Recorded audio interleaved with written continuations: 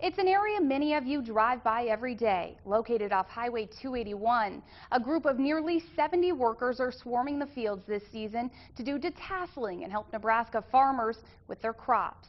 Maybe you've seen them on your commute to work, but in the midst of their jobs, there's one big issue weighing heavy on their minds: the crisis at the border. In tonight's Target 5 investigation, Working Through a Crisis, I talk with some of those workers about their journey from the U.S.-Mexican border to the Cornhusker state.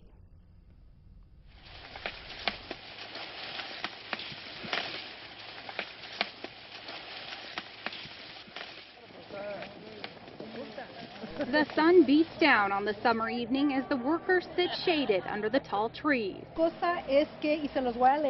Pesticides, heat stroke, dehydration, just a few key words used during this lesson. Nobody really thinks that agricultural work is dangerous, but when you're out working in the fields with the chemicals and pesticides and the heat, it's really easy to get injured. That's where Proteus steps in, funded by the Federal Department of Labor. It's part of the National Farm Workers Jobs Programs. They work alongside the Migrant Education Program through the Nebraska Department of Education. It has to be safe in the fields just in case something happens. To me, they have to know what step they have to follow up. The training is free and for their safety. It's really important for the workers. Meet Javier Chapa. He's a contractor in charge of these 69 workers. I'm the one responsible for these workers. After we get it done, I had to send these guys back to Mexico. He's been doing this for 24 years.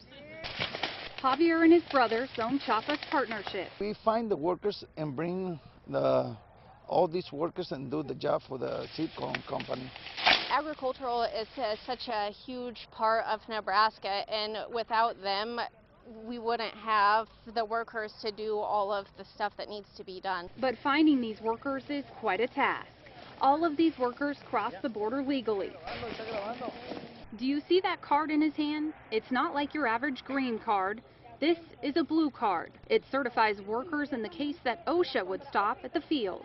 The H-2A program allows employers or contractors like Javier to bring immigrants to the United States to fill temporary agricultural jobs. I have to start with the Department of Labor first and request the permission to bring so many workers. All depends how many I needed. Then it has to go through Homeland Security. And then we go to the American Consul and down in Mexico and get the H-2A visas for these workers. The whole process takes about 3 to 4 months. I started doing this process since the end of February. And that's where the problem lies for Javier. The border is being clogged with immigrants trying to get into the U.S. It's because don't have jobs down there, and they have the American dream. They want the American dream and American money. Probably take I'd say 4 or 5 months for make what they're going to make in 25 days here. The solution? Javier says the process to get an H-2A permit needs to go faster. Be more simple, the process to get H-2A workers to the United States. He thinks that would help ease the crisis on the border. Let them work in the United States for so many months or so many days, and then send it back to Mexico, Central America.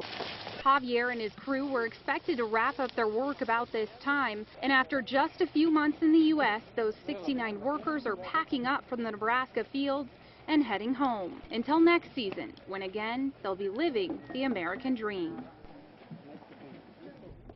Some would disagree with Javier's solution, saying the main crisis at the border is unaccompanied children flooding the system. But in July, 7,400 adults with children were caught at the southern border. There is some good news, though. The number of unaccompanied children streaming across the U.S.-Mexican border has dramatically slowed from the highs seen earlier this year. Around 5,500 unaccompanied children were caught in July.